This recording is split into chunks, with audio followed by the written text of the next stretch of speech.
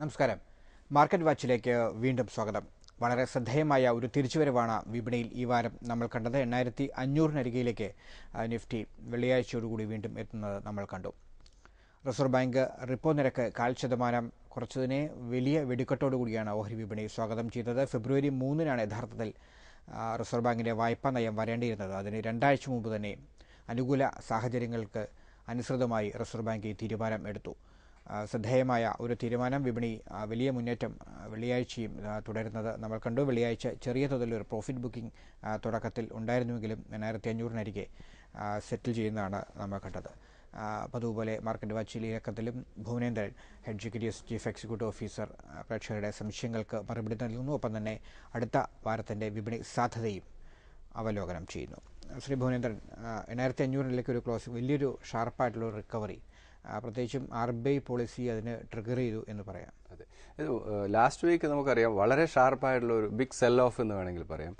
ഈ ആഴ്ച വളരെ ഷാർപ്പായിട്ടുള്ള ഒരു ഗെയിൻ സംഭവിച്ചു. അതിൻ്റെ ഒരു പ്രധാന reason reserve bank of India തന്നെയാണ് 25% ബേസിസ് പോയിന്റ് കുറച്ചത്. മാർക്കറ്റ് അതിനോട് വളരെ ഇതുവരെ ഇല്ലാത്തൊരു റിയാക്ഷനാണ്. കാരണം അൺഎക്സ്പെക്റ്റഡ് ആയിട്ട് വന്നതുകൊണ്ടായിരിക്കാം വളരെ ഷാർപ്പായിട്ട് അതിനോട് റിയാക്ട് ചെയ്തു. കാരണം എനിക്ക് തോന്നുന്നില്ല മാർക്കറ്റ് ഇത്രത്തോളം അതിനോട് റിയാക്ട് ചെയ്യണമെന്ന് തോന്നുന്നില്ല.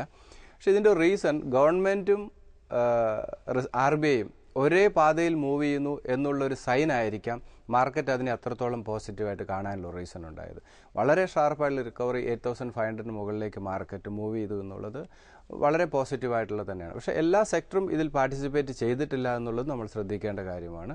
ബാങ്കിങ് സെക്ടറും ഓട്ടോമൊബൈൽ അതുപോലെ ഇൻഫ്രയിലുള്ള കുറച്ച് സ്റ്റോക്കുകൾ മാത്രമാണ് ഇതിൽ പാർട്ടിസിപ്പേറ്റ് ചെയ്തത്. പക്ഷേ ഓവറോൾ മൊമെൻറ്റം വളരെ പോസിറ്റീവാണ്. ഇപ്പോൾ ഇന്ത്യൻ എക്കണോമി മാത്രം നമ്മൾ എടുക്കുകയാണെങ്കിൽ എല്ലാം പോസിറ്റീവാണ്. കാരണം ഇൻഫ്ലേഷൻ കുറയുന്നുണ്ട്, കറണ്ട് അക്കൗണ്ട് ഡെഫിസിറ്റ് കുറയുന്നുണ്ട്, ക്രൂഡ് ഓയിൽ പ്രൈസ് കുറഞ്ഞു വരുന്നുണ്ട്, GDP ബെറ്റർ GDP, വളരെ സ്റ്റെബിലിറ്റി ഉള്ള ഒരു ഗവൺമെൻറ്. അങ്ങനെ ഓവറോൾ ഇന്ത്യയുടെ മാത്രം എക്കണോമി നമ്മൾ എടുക്കുകയാണെങ്കിൽ എല്ലാം പോസിറ്റീവാണ്.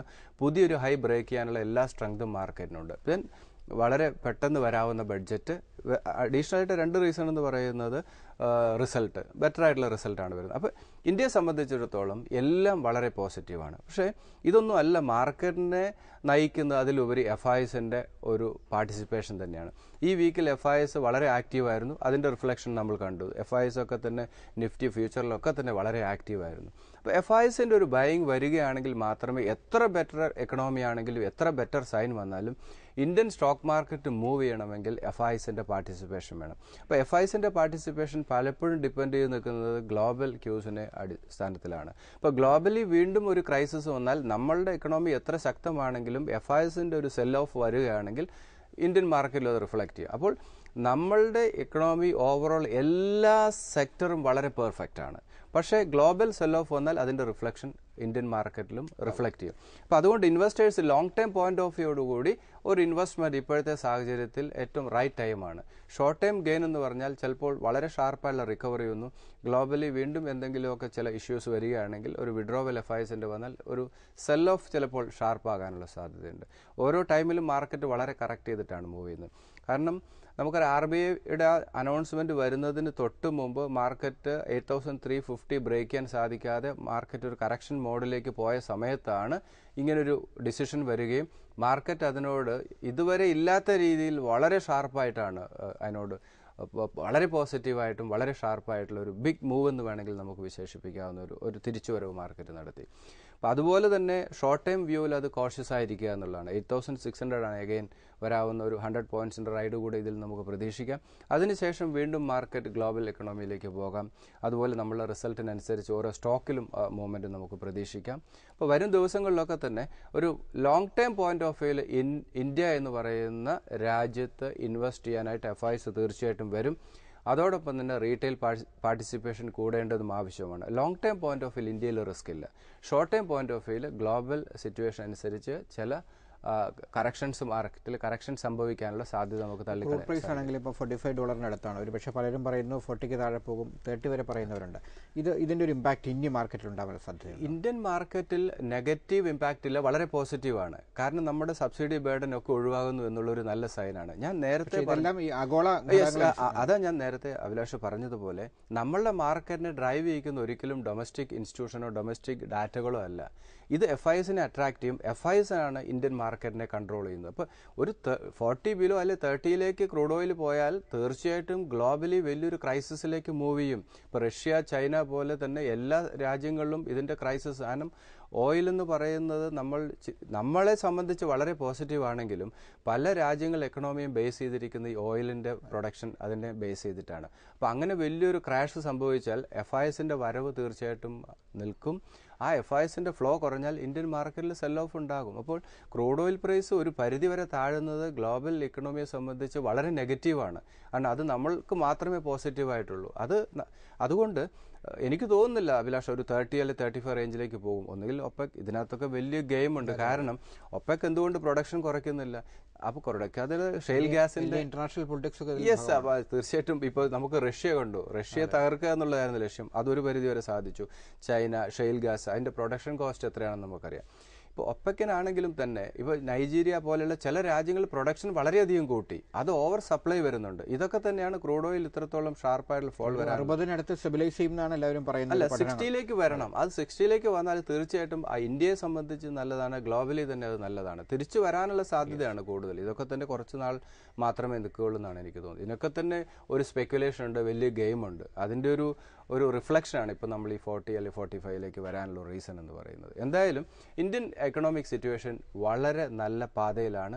വളരെ ബെറ്റർ ആയിട്ടുള്ള ഒരു റിസൾട്ട്, അതല്ലെങ്കിൽ ഒരു ബഡ്ജറ്റ്, ഇതൊക്കെ നമ്മൾ പ്രതീക്ഷിക്കുന്നുണ്ട്.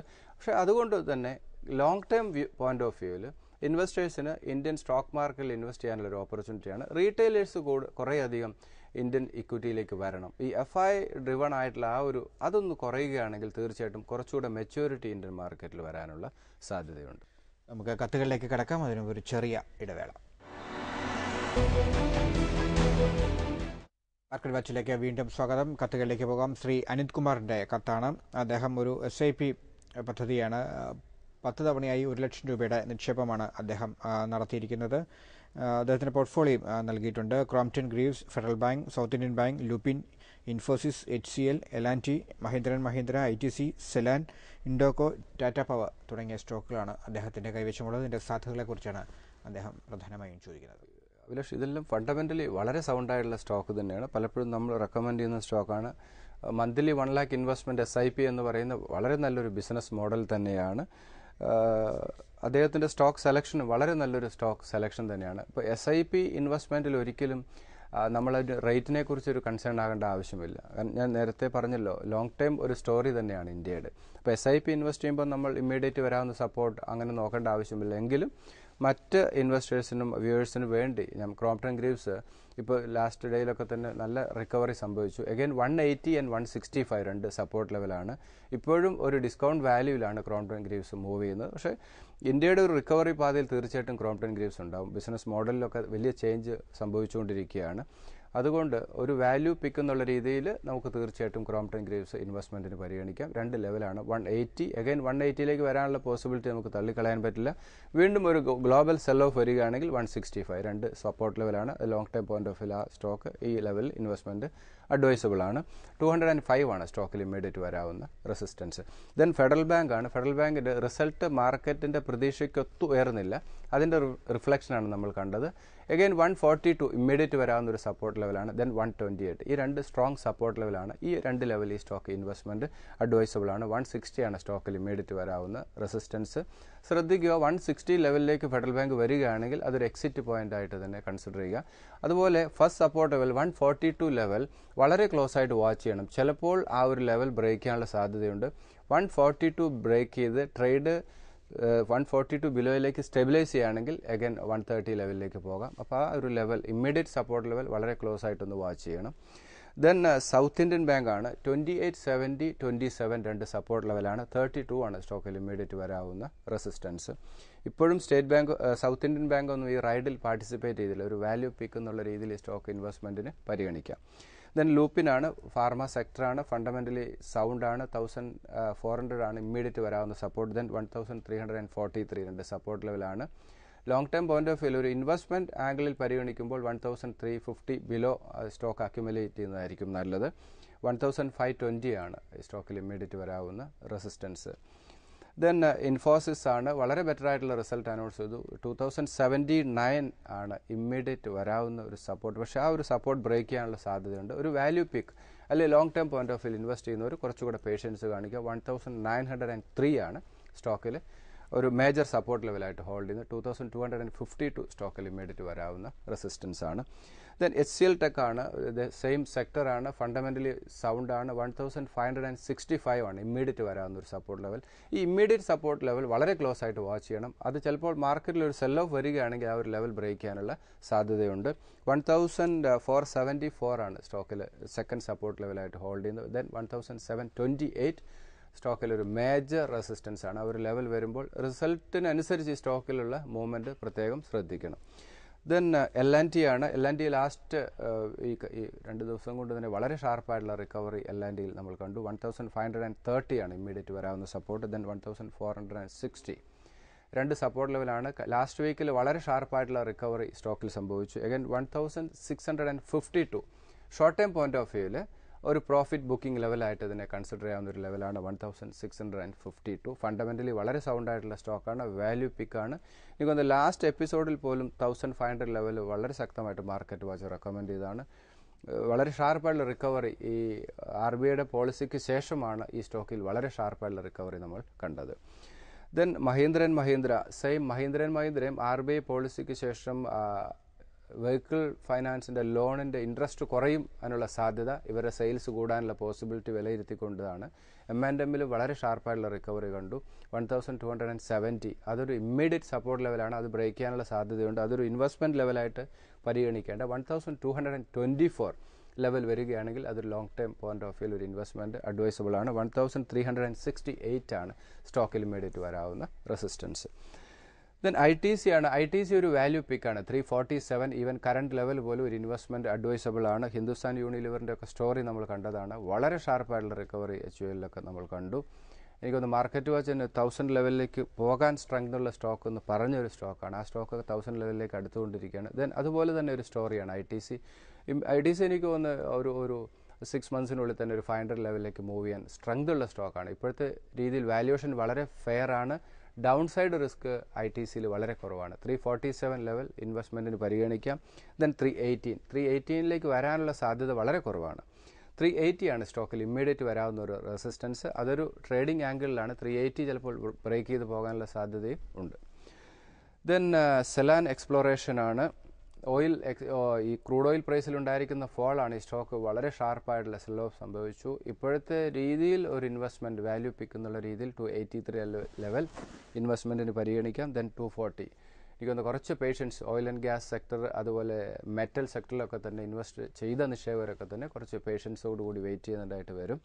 ആ സെക്ടറൊക്കെ ഇപ്പോഴും ഒരു നെഗറ്റീവ് സോണിലാണ് മൂവ് ചെയ്യുന്നത്. 240 ആണ് സെഗ്ലാൻ സെക്കൻഡ് ലെവലായിട്ട് ഹോൾഡ് ചെയ്യുന്നത്. വളരെയധികം സ്റ്റോക്കുകളുണ്ട്. ഈ സ്റ്റോക്കുകളെല്ലാം തന്നെ ഒരു സ്റ്റോക്കും അവോയ്ഡ് ചെയ്യേണ്ട സ്റ്റോക്കില്ല. ഫണ്ടമെൻ്റലി സൗണ്ടാണ്. പക്ഷേ ഞാൻ പറഞ്ഞല്ലോ, ഒരു ഷോർട്ട് ടൈം ഗെയിനിന് വേണ്ടി ഇപ്പോഴത്തെ കറണ്ട് ലെവലിൽ ഇന്ത്യൻ എക്കണോമിക് സിറ്റുവേഷൻ വളരെ ബെറ്ററാണ്. അതേസമയത്ത് ഗ്ലോബൽ സിറ്റുവേഷൻ ഈ ക്രൂഡ് ഓയിൽ പ്രൈസിൻ്റെ ഫോൾ ഗ്ലോബലി എങ്ങനെ എഫക്റ്റ് ചെയ്യുമെന്ന് നമുക്ക് പറയാൻ സാധിക്കില്ല. അതുകൊണ്ട് ഒരു കോഷ്യസ് അപ്രോച്ച് തന്നെയാണ് നല്ലത്. ഇൻവെസ്റ്റ്മെൻറ്റിന് പരിഗണിക്കുന്നവർ കുറച്ചുകൂടെ പേഷ്യൻസ് കാണിക്കുന്നത് നന്നായിരിക്കും. മാർക്കറ്റ് വാച്ചിലെ അടുത്ത കത്തിലേക്ക് പോകാം. അതിനുമുമ്പ് ഒരു ചെറിയ ഇടവേള കൂടി. മാർക്കറ്റ് വാച്ചിലേക്ക് വീണ്ടും സ്വാഗതം. അടുത്ത മെയിലിലേക്ക് പോകുന്നു. ശ്രീ ആൽവിൻ്റെ portfolio Wonderla, Tata Steel, Tata Motors, Hindalco, Asian Paints, Bharat Forge, Bajaj Auto, L&T and Infosys. ഇത് രണ്ടും നമ്മൾ കഴിഞ്ഞ കത്തിൽ ചർച്ച ചെയ്തിരുന്നു.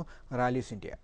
ഇതിൽ അഭിലാഷ് ടോട്ടലി ആളുകൾ ലെറ്റർ കാണുമ്പോൾ വലിയൊരു ചേഞ്ച് സംഭവിക്കുന്നത്. എല്ലാവരും നല്ല സ്റ്റോക്കിലേക്ക് മൂവ് ചെയ്തിട്ടുണ്ട്. ഫണ്ടമെന്റലി വളരെ സ്ട്രോങ്. അതെ, എല്ലാ പോർട്ട്ഫോളിയോ വരുന്ന ലെറ്ററൊക്കെ തന്നെ വളരെ സൗണ്ട് ആയിട്ടുള്ള പോർട്ട്ഫോളിയോ ആണ്. ഇതിലാദ്യം റാലീസ് ഇന്ത്യ 213 ലോ ബീറ്റ സ്റ്റോക്കാണ്. ഡൗൺ സൈഡ് റിസ്ക് ഇല്ല. 213, 204 രണ്ട് സപ്പോർട്ട് ലെവലാണ്. 240 ആണ് സ്റ്റോക്കിൽ ഇമ്മീഡിയറ്റ് വരാവുന്ന റെസിസ്റ്റൻസ്. ദെൻ വണ്ടർലയാണ് നമ്മൾ എപ്പോഴും റെക്കമെൻഡ് ചെയ്യുന്നതാണ്. 315 ആൻഡ് 287 രണ്ട് സപ്പോർട്ട് ലെവലാണ്. ലാസ്റ്റ് എപ്പിസോഡിലും നമ്മൾ ഡിസ്കസ് ചെയ്തതാണ്. ഫണ്ടമെൻ്റലി സൗണ്ടാണ്. 380 ആണ് സ്റ്റോക്കിൽ ഇമ്മീഡിയറ്റ് വരാവുന്ന റെസിസ്റ്റൻസ്.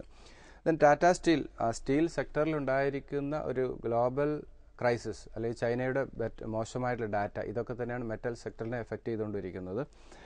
ടാറ്റ സ്റ്റീൽ 364 320 ഒരു ഇമ്മീഡിയറ്റ് ഷാർപ്പായുള്ള റിക്കവറി മെറ്റൽ സെക്ടറിൽ സാധ്യത കുറവാണ്. പക്ഷേ വാല്യുവേഷൻ ഒരു ഡിസ്കൗണ്ട് വാല്യൂവിലാണ് മെറ്റൽ സെക്ടർ മൂവ് ചെയ്യുന്നത്. 364 ആൻഡ് 324 രണ്ട് സപ്പോർട്ട് ലെവലാണ്. 435 ആണ് ടാറ്റ സ്റ്റീൽ ഇമ്മീഡിയറ്റ് വരാവുന്ന റെസിസ്റ്റൻസ്. ദെൻ ടാറ്റ മോട്ടോഴ്സ് ആണ്.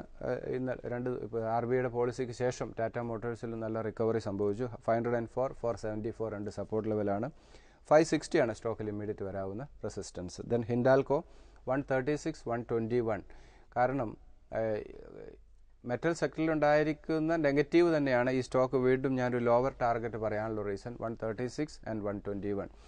അതുകൊണ്ട് തന്നെ കയ്യിൽ ഹോൾഡ് ചെയ്യുന്നവർ ഒരു കാരണവശാലും ഈ സ്റ്റോക്ക് സെല്ല് ചെയ്യേണ്ട ആവശ്യമില്ല. അത് ഒരു 1 ഇയർ ടൈം ഫ്രെയിമോട് കൂടിയുള്ള ഇൻവെസ്റ്റ്മെൻ്റ് ആയിരിക്കും മെറ്റൽ സെക്ടറിൽ നല്ലത്. തീർച്ചയായിട്ടും റിക്കവറി സംഭവിക്കും. പിന്നെ എല്ലാ സെക്ടറും എപ്പോഴും പെർഫോം ചെയ്യാനുള്ള സാധ്യത കുറവാണ്. ഏത് സെക്ടർ എങ്ങനെ പെർഫോം ചെയ്യുന്ന നമുക്ക് പറയാൻ സാധിക്കില്ല. അതുകൊണ്ട് തന്നെയാണ് ഒരു സെക്ടറിൽ 2 സ്റ്റോക്ക് എന്നുള്ള രീതിയിൽ പരിഗണിക്കും, 5 6 സെക്ടർ പരിഗണിക്കണമെന്ന് പലപ്പോഴും മാർക്കറ്റ് വാച്ച് അഡ്വൈസ് ചെയ്യുന്നു. അതുകൊണ്ടാണ് ചില സെക്ടർ നമുക്ക് സ്റ്റക്ക് ആവും. ഇപ്പോൾ തന്നെ നമുക്കറിയാം മെറ്റൽ സെക്ടർ വളരെ മോശം പെർഫോമൻസ്, റിയാലിറ്റി വളരെ മോശം പെർഫോമൻസ് ആണ്. അപ്പോൾ അതേസമയത്ത് IT, ഫാർമ, ഓട്ടോമൊബൈലൊക്കെ തന്നെ നന്നായിട്ട് പെർഫോം ചെയ്യുന്നു. അടുത്തത് ഏഷ്യൻ പെയിൻറ്റ്സ് ആണ്. ക്രൂഡ് ഓയിൽ പ്രൈസ് തന്നെയാണ് ഇവരുടെ അട്രാക്ഷൻ എന്ന് പറയുന്നത്. 812 ആൻഡ് 774 വരികയാണെങ്കിൽ മാത്രം ഈ സ്റ്റോക്ക് ഇൻവെസ്റ്റ്മെൻറ്റിന് പരിഗണിക്കാം. 900 ആണ് സ്റ്റോക്ക് ഏഷ്യൻ പെയിൻറ്റ്സിൽ ഇമ്മീഡിയറ്റ് വരാവുന്ന റെസിസ്റ്റൻസ്. എനിക്ക് തോന്നുന്നു ഈ 550 500 ലെവലിൽ മാർക്കറ്റ് വാച്ച് റെക്കമെൻഡ് ചെയ്തൊരു സ്റ്റോക്കാണ്. വളരെ നല്ല റിട്ടേൺ ഇൻവെസ്റ്റേഴ്സിന് നൽകി. ഇനിയും വളരെ സ്പേസ് ഈ സ്റ്റോക്ക് മുകളിലേക്ക് പോകാനുണ്ട്. ക്രൂഡ് ഓയിൽ പ്രൈസ് തന്നെയാണ് ഇതിൻ്റെ ഒരു attraction. 60% raw material crude oil price ആയതുകൊണ്ട് ഇവരുടെ പ്രോഫിറ്റബിലിറ്റി കൂടാനുള്ള സാധ്യതയുണ്ട്. 900 ആണ് സ്റ്റോക്കിൽ ഇമ്മീഡിയറ്റ് വരാവുന്ന റെസിസ്റ്റൻസ്. ദെൻ ഭാരത് ഫോർജ് ആണ്. വളരെ ഫണ്ടമെൻ്റലി വളരെ സൗണ്ടാണ്. ഒരു ഹൈ ബീറ്റ സ്റ്റോക്കാണ്. 980 ആൻഡ് 930. 930 ലെവലായിരിക്കും ഒരു റീറ്റെയിൽ ഇൻവെസ്റ്റേഴ്സിന് എൻട്രി പോയിന്റ് ആയിട്ട് പരിഗണിക്കാവുന്നു. 930 ഒരു സ്ട്രോങ് സപ്പോർട്ട് സോണാണ്. 1100 ആണ് സ്റ്റോക്കിൽ ഇമ്മീഡിയറ്റ് വരാവുന്ന resistance. Then Bajaj auto fundamentally വളരെ സൗണ്ടാണ്. 2370 ആണ് ഇമ്മീഡിയറ്റ് വരാവുന്ന സപ്പോർട്ട്. ദെൻ 2235 രണ്ട് മേജർ സപ്പോർട്ട് ലെവലാണ്. 2547 ഈ സ്റ്റോക്കിൽ ഇമ്മീഡിയറ്റ് വരാവുന്ന റെസിസ്റ്റൻസ്. അതൊരു പ്രോഫിറ്റ് ബുക്കിംഗ് ലെവലായിട്ട് വേണമെങ്കിൽ ഇൻവെസ്റ്റേഴ്സിന് പരിഗണിക്കാം. Then rallies India already discuss ചെയ്ത് എല്ലാം വളരെ നല്ല ഫണ്ടമെൻ്റലി വളരെ നല്ല പോർട്ട്ഫോളിയോ ആണ്. ഈ സ്റ്റോക്കൊക്കെ തന്നെ കുറച്ചുകൂടെ പേഴ്സ് ഞാൻ നേരത്തെ പറഞ്ഞ കാര്യങ്ങൾ, ഇന്ത്യയുടെ ഇക്കണോമിക് സിറ്റുവേഷൻ, ഗ്ലോബൽ അഫയേഴ്സ്, ഇവരെയൊക്കെ തന്നെ നന്നായി സ്റ്റഡി ചെയ്തതിന് ശേഷം മാത്രമുള്ള ഇൻവെസ്റ്റ്മെൻ്റ് ആയിരിക്കും നല്ലത്. വോളറ്റിലിറ്റി മാർക്കറ്റിൽ വരാനുള്ള സാധ്യത വളരെയധികം കൂടുതലാണ്. കാരണം അടുത്ത മാസത്തോടുകൂടി ബഡ്ജറ്റ് വരുന്നു. ഈ സീരീസ് കുറച്ചുകൂടെ പോസിറ്റീവ് സോണിലേക്ക്, ജാനുവരി സീരീസ് മാർക്കറ്റ് കുറച്ചുകൂടെ പോസിറ്റീവ് സോണിലേക്ക് മൂവ് ചെയ്യാനുള്ള സാധ്യത വളരെ കൂടുതലാണ്. മാർക്കറ്റ് വാച്ചിൻ്റെ ഈ ലക്കം അവസാനിക്കുന്നു. ഇന്ത്യയുടെ സാമ്പത്തിക അടിത്തറ ഭദ്രമാണ്, വിപണി അത്തരത്തിൽ സുരക്ഷിതവുമാണ്. പക്ഷേ ആഗോള ചലനങ്ങൾ ഒരുപക്ഷെ വിപണിയെ ബാധിച്ചേക്കാം. പ്രത്യേകിച്ച് ക്രൂഡ് ഓയിൽ വില വലിയ തോതിൽ കുറയുന്നത് ആഗോള തലത്തിൽ ഉണ്ടാക്കാൻ പോകുന്ന ബുദ്ധിമുട്ടുകൾ, അതുണ്ടാക്കാൻ പോകുന്ന വെല്ലുവിളികൾ ഒരുപക്ഷെ ഇന്ത്യൻ ഓഹരി വിപണിയിലും പ്രതിഫലിച്ചേക്കാം. അതുകൊണ്ട് നിക്ഷേപകർ കരുതിയിരിക്കുക എന്ന ഒരു പൊതു സന്ദേശമാണ് ഈ എപ്പിസോഡിൽ ഭുവനേന്ദ്രൻ നൽകിയത്. മാർക്കറ്റ് വാച്ചിൻ്റെ ഈ ലക്കം അവസാനിക്കുന്നു. തുടർന്നും പ്രേക്ഷകർ തങ്ങളുടെ സംശയങ്ങൾ എഴുതി അറിയിക്കുക. investment@asiannews.in എന്ന ഇമെയിൽ വിലാസത്തിലാണ് നിങ്ങളുടെ മെയിലുകൾ അയക്കേണ്ടത്.